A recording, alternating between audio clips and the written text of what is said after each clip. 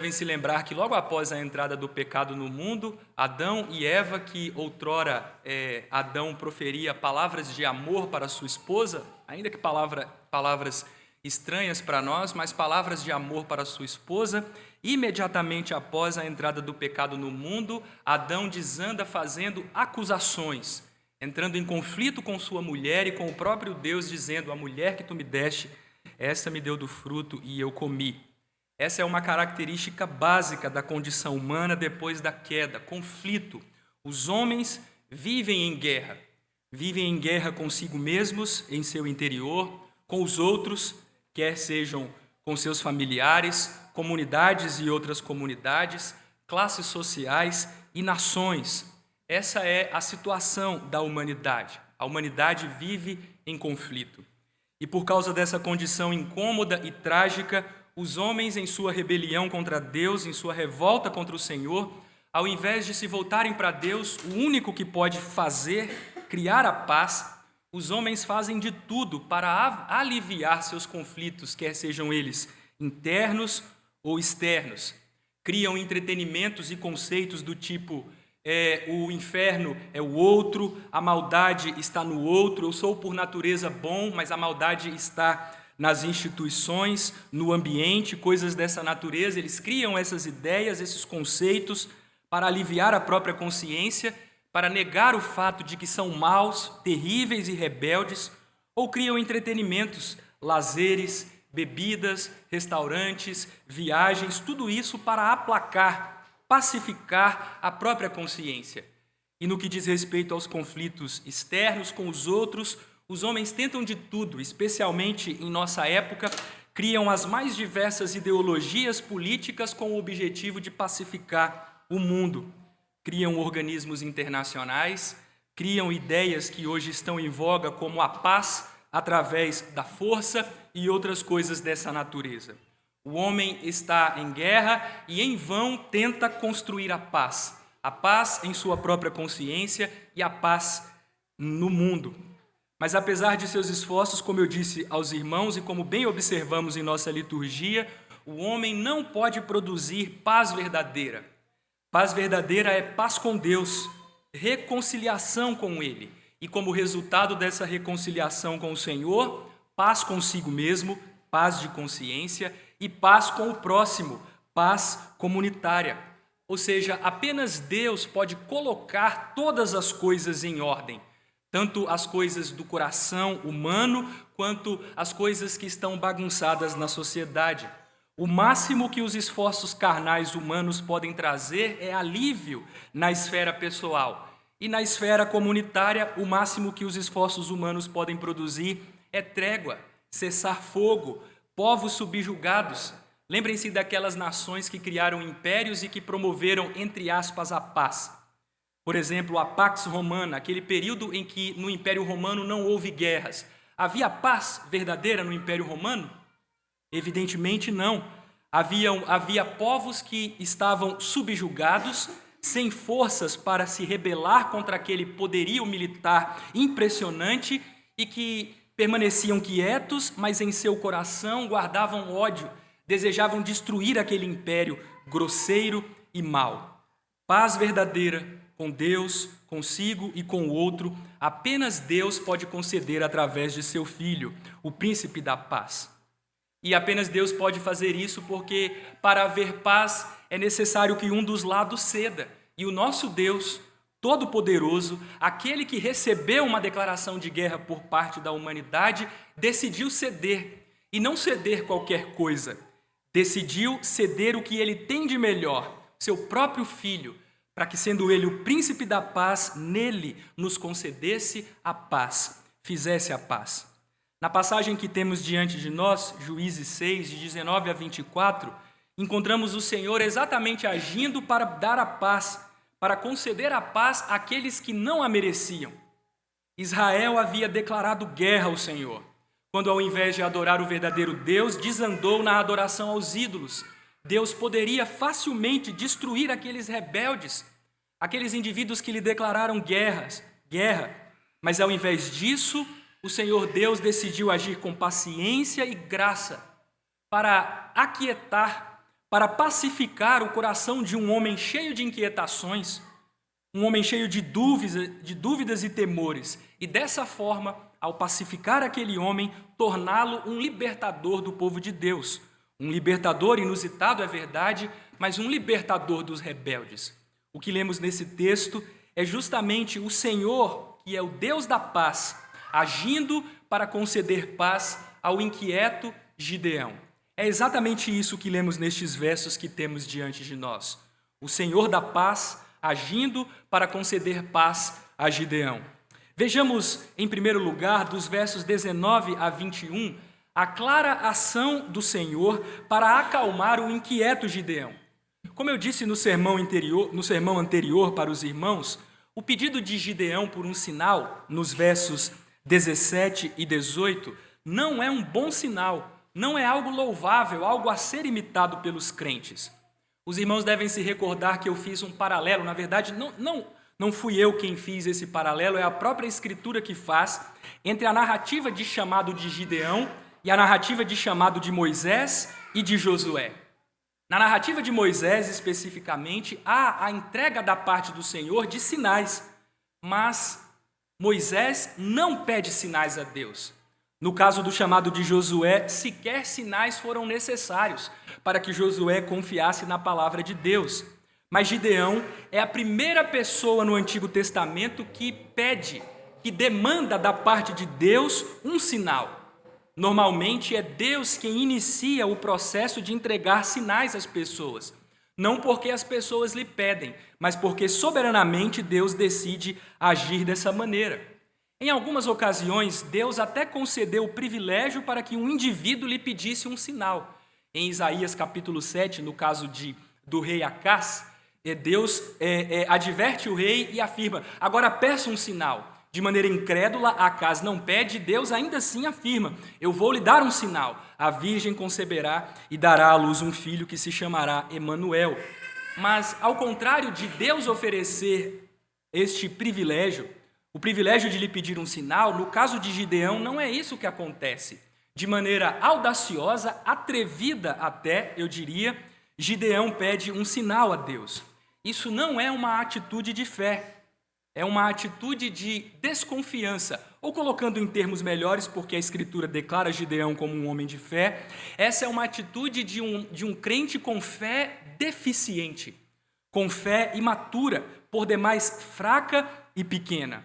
A fé daquele homem era uma fé verdadeira, mas defeituosa, porque sinais nas Escrituras são feitos para pessoas com dificuldades de crer na palavra do Senhor e para pessoas incrédulas. Eu não estou dizendo que Gideão é um homem incrédulo, mas o que Gideão fez foi exatamente a mesma coisa que os fariseus e judeus da época de Jesus, judeus de modo geral, pediram: dá-nos um sinal. Não é uma coisa boa. Gideão era um homem de fé vacilante, e essa fé pouco desenvolvida fez de Gideão um homem inquieto, um homem sem paz. A paz verdadeira é a paz que procede de uma fé madura, é um fruto de uma fé amadurecida. Se os irmãos lerem nossos símbolos de fé, o Catecismo Maior especificamente, a paz de consciência que todo crente tem, mas que infelizmente nem todo crente usufrui, é o resultado da comunhão em glória que temos com Cristo nessa vida. A fé do juiz Gideão era uma fé pouco desenvolvida, imatura, e essa é a razão pela qual o seu coração estava tão inquieto. Um homem turbado, cheio de temores, com dificuldades de confiar na palavra do Senhor que lhe aparecera. O próprio Senhor, o próprio Cristo, Filho de Deus, lhe aparecera, e ainda assim Gideão tem dificuldades de confiar. É por essa maneira que Gideão faz de tudo para tomar a situação em suas próprias mãos, para controlar o que estava acontecendo. Vejam, ele pede um sinal para o anjo do Senhor, no versículo 17, dá-me um sinal de que és tu, Senhor, que me falas, e imediatamente depois de pedir um sinal, o que Gideão faz? Ele começa a trabalhar. Ele não espera o sinal da parte de Deus. Ele desanda em fazer coisas, agitado e em vão tentando tomar o controle daquela situação. Ele faz uma refeição, provavelmente com o desejo de oferecer uma oferta sacrificial a Deus, mas de forma impressionante e estranha, ele tenta controlar a execução daquele sinal, a realização daquele sinal. Mas apesar do coração turbado, agitado de Gideão, o que o Senhor faz? Imediatamente o Senhor toma o controle da situação. Com poucas palavras e com poucas ações, rapidamente o anjo do Senhor, uma aparição de nosso Senhor, o Filho de Deus, antes de sua encarnação, uma cristofania, como costumamos falar, rapidamente toma conta da situação e acalma o coração de Gideão, fornecendo-lhe as garantias pedidas. Notem o verso 20, depois de Gideão fazer tudo aquilo, de tomar um cabrito, um jovem cabrito do rebanho, de tomar 22 litros de farinha e cozinhar alguns pães, fazer alguns pães, o que acontece no versículo 20? O anjo do Senhor, para acalmar Gideão, diz: toma a carne, os bolos asmos, põe-nos sobre esta penha e derrama-lhes por cima o caldo. 3 ordens, 3 determinações da parte do anjo do Senhor, da parte do próprio Senhor. E sabem o que é impressionante, irmãos? Essa é a primeira vez no texto que Gideão não responde com palavras, com dúvidas ou com questionamentos. Gideão responde com obediência. Vejam o Senhor acalmando o coração daquele homem. Toma a carne, os bolos, põe-nos sobre a penha, derrama-lhes por cima o caldo. E o que o texto, como o versículo 20 é concluído? E assim o fez. Leiam as outras interações de Gideão com o anjo do Senhor nos versículos anteriores. Em todas elas, Gideão expressa dúvida. Em todas elas, Gideão expressa questionamentos, duvida do Senhor, afirma que a situação que o povo de Deus experimentava era porque Deus o havia desamparado. Com palavras equivocadas, Gideão respondia a Deus nos versos anteriores. Mas agora, quando o anjo do Senhor age de maneira preciosa, bondosa e paciente, o coração de Gideão vai se acalmando e ele age de acordo com a palavra de Deus. Meus irmãos, quando a fé se submete à palavra do Senhor em obediência, mesmo calada, fala muito alto. Isso é um ponto importante. Há muitos crentes que diante da palavra de Deus questionam. Há muitos crentes que diante da palavra de Deus duvidam. Mas diante da palavra, o que temos de fazer? Confiar, obedecer. É isso que Gideão faz. Apesar de suas fraquezas e debilidades espirituais, diante do comando de Deus, Gideão obedeceu. Isso é fé, meus irmãos. Isso é fé. O Senhor lhe deu ordens e Gideão obedece. E depois de falar a Gideão e receber a obediência como resposta, o que o anjo faz? Enfim, ele concede o sinal pedido por Gideão.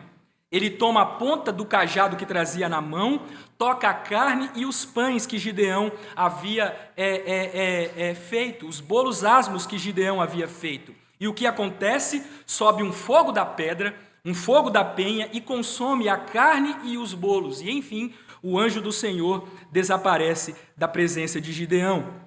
Qual é o significado disso, meus irmãos? O que significa esse fogo consumindo a oferta de Gideão? A Escritura é farta em nos ensinar que quando o fogo sai da presença de Deus para consumir a oferta, isso é um sinal de aprovação, isso é um sinal de favor, de graça. O Senhor está sendo gracioso com Gideão. Vou dar alguns exemplos para os irmãos. Em Levítico 9, versículo 24, depois que os sacerdotes ordenados e habilitados para a realização de seu serviço, oferecem o sacrifício, vejam o que é dito. E eis que saindo fogo de diante do Senhor, consumiu o holocausto e a gordura sobre o altar. O que vendo o povo, jubilou e prostrou-se sobre o rosto. Em 1 Reis, capítulo 18, 37 a 38, um texto muito semelhante ao de Gideão, porque Gideão joga o caldo sobre a carne e os bolos, enquanto na história de Elias, com sua disputa com os profetas de Baal, contra os profetas de Baal, Elias enche o sacrifício com água e derrama água sobre aqueles sulcos, aqueles regos que foram feitos ao redor do altar. E o que acontece? Elias pede para que o Senhor responda e o Senhor responde. Versículo 38 de 1 Reis 18. Então caiu fogo do Senhor e consumiu o holocausto, a lenha, as pedras, a terra e ainda lambeu a água que estava no rego.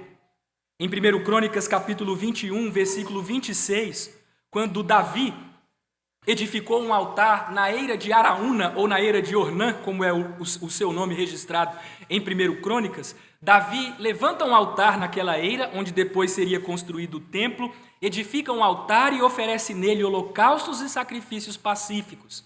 E ali invoca o Senhor.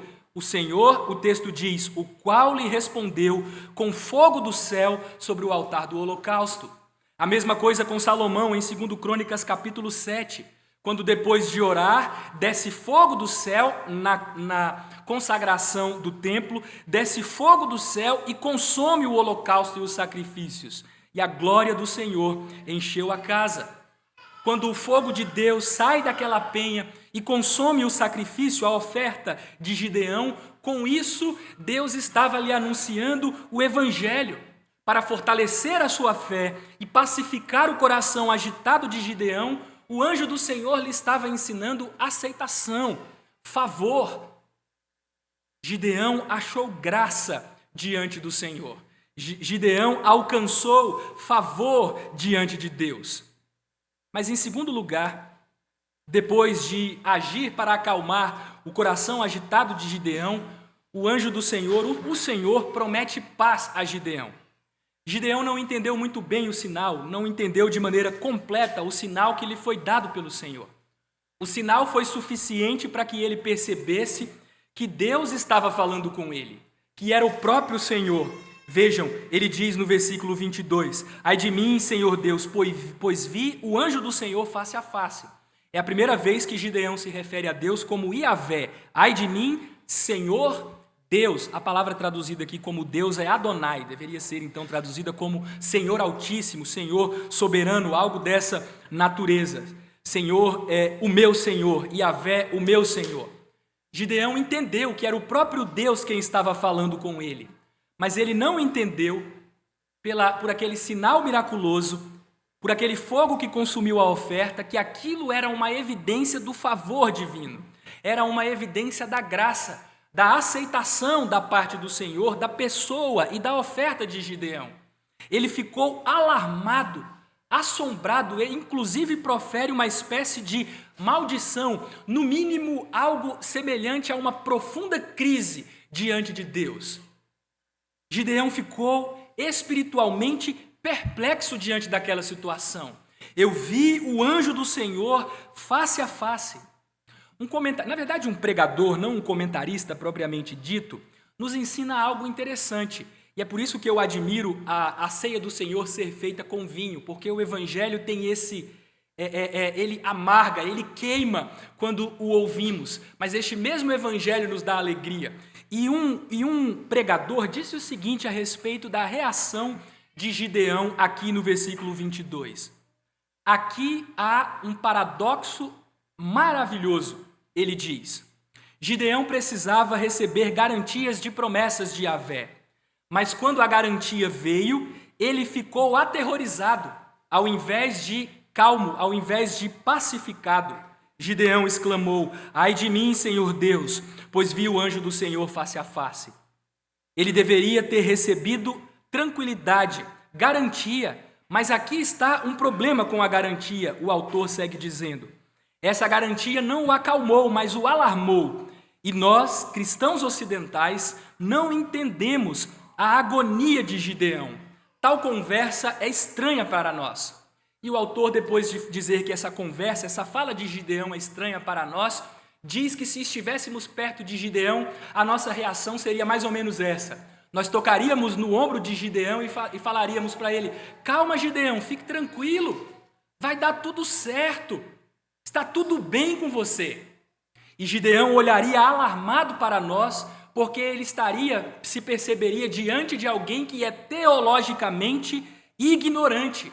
E o comentarista prossegue dizendo, esse tipo de conversa é estranha para nós, porque não temos o real sentido do terror e do pavor que o Senhor Deus provoca.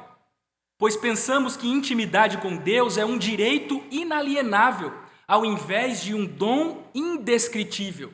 E ele conclui com uma frase que me marcou: não há maravilha na graça, se não há algo de temível na santidade. O que ele quer dizer com isso, meus irmãos? O que ele diz com isso é que a graça não será maravilhosa para você se a santidade de Deus não for temível para você. Se você não for uma pessoa que fica perplexa, assustada, espantada diante de um Deus que é santo. Quem nunca se encontrou abalado, confuso e espantado diante da santidade consumidora e terrível de Deus, como aquele fogo que consumiu aquela oferta, nunca admirará a graça. Sabem por que os crentes admiram tão pouco a graça de Deus hoje, meus irmãos? Porque nós não cremos no Deus da Bíblia, no Deus que é fogo consumidor, no Deus cuja santidade é terrível. A Bíblia não nega que Deus é terrível. O Senhor é temível e terrível, isso é verdade. E se você ainda não se deparou com isso, a graça terá pouco efeito na sua vida, porque você não entenderá que é dessa santidade terrível, deste fogo que consome, que a graça do Senhor te livra. Deus nos livra de sua terrível ira, de sua santidade que consome. Gideão, diante da santidade de Deus, diante daquele fogo consumidor terrível, fica espantado. Meus irmãos, quão poucos são aqueles nos nossos dias que têm a mesma reação de Gideão, porque nunca se depararam com um Deus santo. O reverendo Gustavo falou sobre o Cântico de Salmos. Nessa semana eu ouvi de um pastor evangélico muito famoso que fez a seguinte afirmação: eu não acredito no Deus que é fogo consumidor. Ora, meus irmãos, se Deus não é fogo que consome, a graça não terá nenhum efeito em nós. A graça não será maravilhosa se a santidade não for temível para os crentes. Mas a graça é maravilhosa porque Deus é santo e temível. E esse Deus que é santo e temível, que é fogo que consome, é o Deus que nos traz graça, é o Deus que nos diz paz. Isso é o Evangelho. O Evangelho nos aterroriza porque fala dos nossos pecados, de nossa terrível situação diante de um Deus santo. Mas o Evangelho é também aquele que é também o meio pelo qual Deus nos proclama paz. Perplexo e atônito diante da santidade de Deus, Gideão recebe as belas palavras de vida, as promessas do Evangelho. O Senhor lhe diz, porém, o Senhor lhe disse: paz seja contigo, não temas, não morrerás. Deus disse a Gideão: Shalom. O fogo consumidor da santidade divina já havia consumido a oferta. Gideão não morreria. Aquele fogo santo que saiu da penha não seria o fogo que consumiria Gideão. O fogo já havia consumido a oferta. Gideão encontrou favor diante do Senhor e recebeu palavras de paz. Ele não precisava temer por sua vida, porque o Deus da paz proclamou paz para Gideão. A santidade de Deus nos espanta, nos deixa perplexos, mas o nosso temor é dissipado pela certeza de que o fogo consumidor da santidade divina já consumiu a superior oferta, a oferta que é maior do que a de Gideão. O fogo consumidor da santidade divina já consumiu o nosso Senhor Jesus Cristo, os nossos pecados na cruz. E por isso, Deus ainda hoje nos proclama paz. Ainda hoje, Deus nos proclama paz. E o texto termina em terceiro lugar com a resposta de fé de Gideão. Um homem que até aqui é agitado, cheio de dúvidas, questionamentos, que tenta tomar as circunstâncias em suas próprias mãos, controlar a execução daquele sinal. Agora, mais uma vez, Gideão responde. E não responde com palavras. Mais uma vez, Gideão responde com obediência. Gideão responde com gratidão e adoração. Vejam o verso 24. Então, Gideão edificou ali um altar ao Senhor. E como Gideão chamou o altar, meus irmãos? Vejam que resposta de fé. Deus prometeu a Gideão: paz seja contigo, não temas, não morrerás. Gideão, eu te dou paz. E como Gideão nomeou aquele altar? O Senhor é paz. Isso é fé, meus irmãos. Diante da promessa divina, diante da certeza concedida por Deus de que lhe estava dando paz, o que Gideão fez? Gideão, em gratidão a Deus, adora a Deus e constrói um altar, um memorial ao Senhor, dizendo: o Senhor é paz. Aquele não era um altar construído para sacrifícios, aquele era um altar para que fôssemos lembrados, para que Gideão e as pessoas, até aquela ocasião o altar estava em Ofra, para que aquelas pessoas se lembrassem de que o Senhor é paz. Da mesma forma que quando nos reunimos diante da mesa do Senhor, este não é um altar para a realização de sacrifícios, como falsamente ensina a igreja de Roma, mas este é um memorial de que pelo sangue de Cristo, pela carne de nosso Senhor que foi moída pelos nossos pecados, Deus nos concedeu paz. Podemos dizer como Gideão: o Senhor é paz. O Senhor é paz. Terminando, meus irmãos, este sermão, eu gostaria de fazer algumas aplicações, breves aplicações. A primeira, eu queria me dirigir aos irmãos, aos crentes, aqueles que já creem no Senhor Jesus. Meu irmão, se você está agitado, lembre-se de uma coisa: Jesus concede paz para os seus discípulos que estão turbados e agitados pelas perplexidades desta vida. Após a morte de nosso Senhor Jesus Cristo, os discípulos estavam cheios de medo, cheios de terror dos judeus, trancados numa casa com as portas fechadas. E num domingo como o nosso, no dia do Senhor, Jesus lhes apareceu e lhes proclamou paz. Paz seja convosco.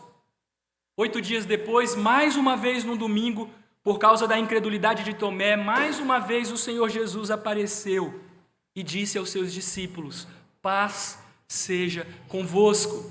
Se você está turbado, se sua alma, como a de Gideão, está agitada, cheia de temores e de inquietações, lembre-se disso. Em Jesus há paz. Essa paz é sua. Talvez você não a esteja usufruindo, mas essa paz objetiva pode ser subjetivamente experimentada por você. Jesus já lhe deu, ela já é sua, usufrua. Não tenha o coração turbado e atemorizado, repleto de ansiedades e preocupações. Você está unido a Cristo e em comunhão com Ele pode desfrutar da paz que o mundo não dá. Apenas o Senhor Jesus Cristo dá. Mesmo quando as coisas estão confusas, quando o mar está revolto, Jesus concede paz, a paz que excede todo o entendimento.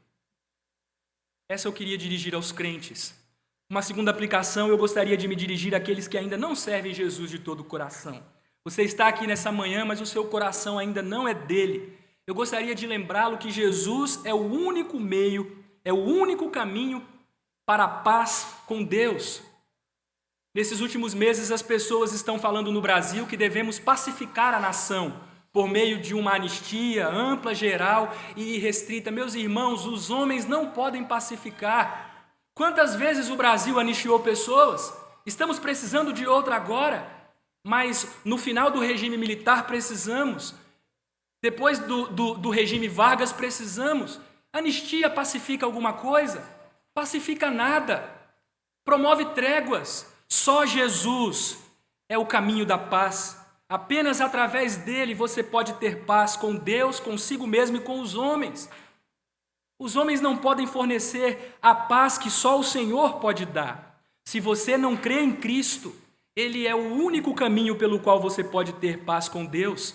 Se você não crê em Cristo, você é um inimigo de Deus e a santidade consumidora de Deus, que consumiu a oferta de Gideão e que consumiu o nosso Salvador na cruz. Se você não pertence a Ele, em breve, esta santidade consumidora haverá de destruí-lo, porque Deus odeia os iníquos e abomina os rebeldes. Apenas através de Cristo, pela fé nele, temos paz com Deus, somos reconciliados com o Senhor, porque Deus nos reconcilia consigo mesmo por meio de Cristo. Cristo é a nossa paz. Cristo é aquele que faz a paz. É por intermédio de sua cruz que os homens, outrora distantes de Deus e inimigos de Deus, são reconciliados com Deus, experimentam a paz e podem, a partir desta paz com Deus, aproximar-se dele sem medo, porque Cristo veio e evangelizou a paz. Pelo sangue de sua cruz, Cristo fez a paz. Se você não serve o Senhor Jesus Cristo, eu gostaria de lembrá-lo disso. Apenas através dele você pode desfrutar da verdadeira paz. Paz com Deus, paz consigo mesmo e paz com o próximo. Paz objetiva, subjetiva e comunitária. E uma última aplicação. Meus irmãos, esse texto nos fala sobre a natureza da verdadeira fé. A fé verdadeira é aquela que confia e obedece à palavra de Deus. Seja o que Deus nos fornecer em sua palavra, comandos, mandamentos, promessas, ameaças, o crente é aquele que confia que se Deus falou na Escritura, a Escritura tem a autoridade de Deus e, portanto, é verdade, ele confia e ele obedece. Eu tenho dito para os irmãos e gostaria de lembrar que o símbolo e o lema da fé reformada, da fé calvinista, é resumido naquela figura de Calvino com a sua mão no peito e com o seu coração erguido diante, com o coração em sua mão apontado para cima, erguido a Deus, e o lema é: meu coração entrego a ti, pronta e sinceramente.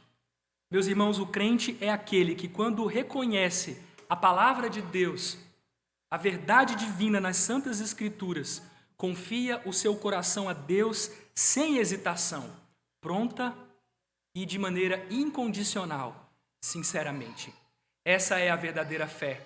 Diante da palavra de Deus, entregamos o nosso coração, pronta e sinceramente, em obediência ao Senhor. Que Deus tenha misericórdia de nós e nos abençoe. Vamos ficar em pé, meus irmãos, e orar ao nosso Deus.